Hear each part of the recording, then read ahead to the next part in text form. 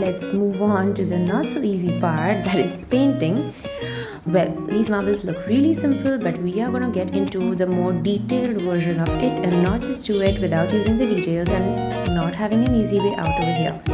Now I'm taking lemon yellow, and so I've highlighted the marble which we are using here. Let's zoom in a little, and I'm using lemon yellow over here. I couldn't really find my other paint box, so I'm using this one today.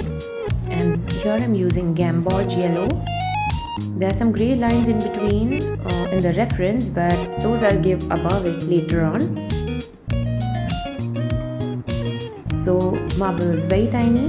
The circles are drawn roughly to the exact size of a real marble, not really big. So you're going to use a very tiny thin ended brush, and here I'm using Scarlet.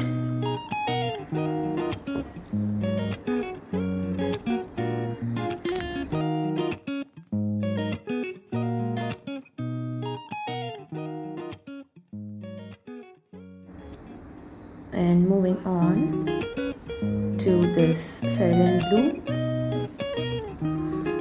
and make sure that your colors which are adjacent are dried up before you begin with a new